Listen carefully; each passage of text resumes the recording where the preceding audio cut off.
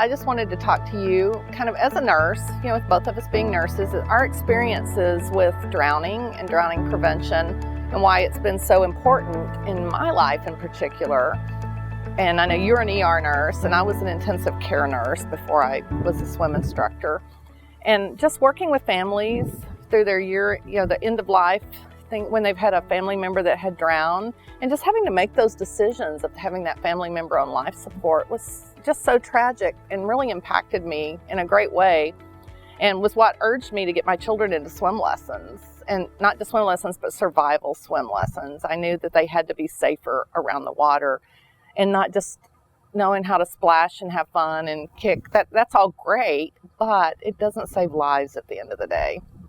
And kind of what has been your experience as an ER nurse? Well, as an ER nurse, we see a lot of children come in with falls or car accidents mainly, but these patients get to go home with minor injuries or no injury at all. So I think that we've put a lot of emphasis on car seat safety, on helmet safety, on safe sleep throughout education for parents, but there needs to be more education on drowning prevention. Right.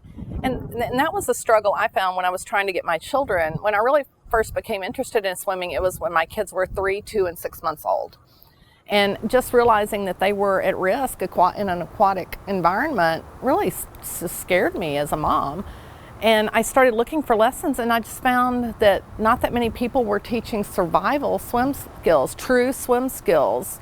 And, with survival being knowing how to surface in the water, how to get to a side, how to roll over on their back independently to float and swim to the wall and be safer. And Kathleen, I didn't even know about these lessons until maybe a year ago when I was looking to sign up my son Asher. Right, and I think that's the thing I wish parents knew more than anything is when you're looking for swim lessons, ask what they're teaching. Yeah, it's fun to go to the really bright and pretty place and it's all sparkly and great, but that doesn't help your child survive in the water. And go to the place that teaches true swim skills. Ask them, do you teach them to independently swim and float? What age do you start this? If you think about how young children learn, they learn in short, repetitive lessons. You practice a little bit every day, and that's where proficiency comes in. That's why at Texas Swim Academy, we teach in 15-minute blocks, which works well for most children.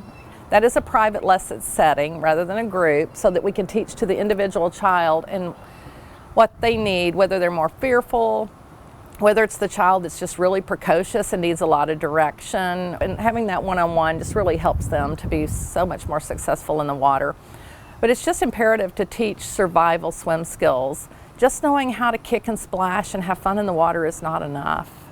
I feel like the classes out there that focus on making your child comfortable in the water can actually be detrimental. If we're showing them that the water's fun, that they're safe in the water and they feel comfortable in the water without the skills needed to survive an aquatic emergency, then we could be setting them up for failure. I kind of feel the same way. Probably one of my big bones of contention is puddle jumpers and arm floaties. I know parents see them as a safety mechanism to help them stay safer around the pool and water. I did. And not realizing that they're inadvertently teaching their child it's safe for you to get in the water by yourself. It puts them in a position that's a drowning position. It has them vertical rather than horizontal, which is a swim position. I think parents may be slightly more relaxed around the water when their child is wearing a puddle jumper because they think they're not going to sink if they get in the pool. But at the Swim Academy, we hear stories almost daily of parents that they got their child out of the pool because they got in without the puddle jumper. But the child had been taught inadvertently that that was okay to get in. And I think that really is such a risk for parents that they just don't realize. So Jenny, would you tell me about the nonprofits that you're a part of for drowning prevention and how you got started in that? Sure. I started a chapter of Swim Safe Forever here in Texas. There are chapters already in Florida and North Carolina. Our mission is to end childhood drowning through education and through survival swim lesson scholarships. Our education portion is part of the national project Parents Preventing Childhood Drowning.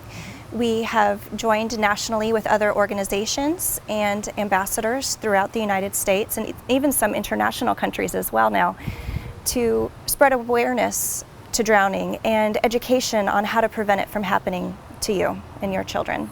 Our education for parents preventing childhood drowning is focused around layers of protection. So these are barriers to prevent your child from getting to the pool.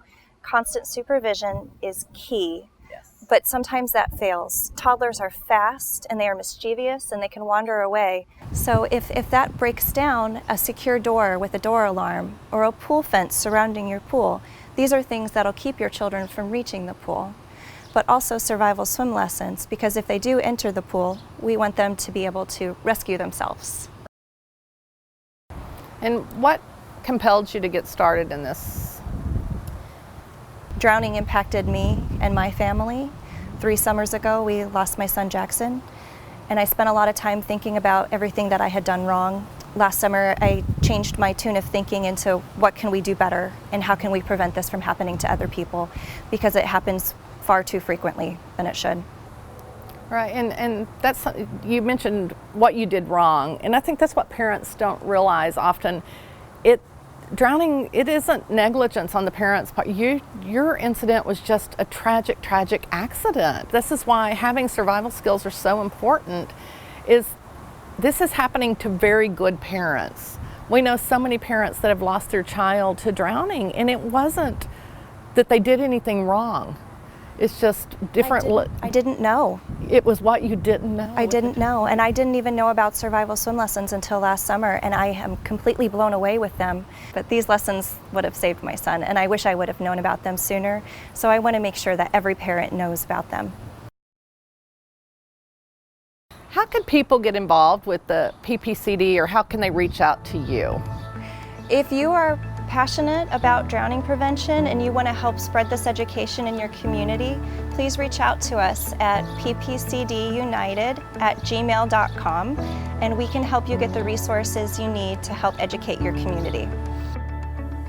If you're in the Katy, West Houston area and you're interested in survival swim lessons, please reach out to us at texasswimacademy.com or call 832-437-6186 for more information. We'd love to have you come out for a visit and a private tour. Just give us a call.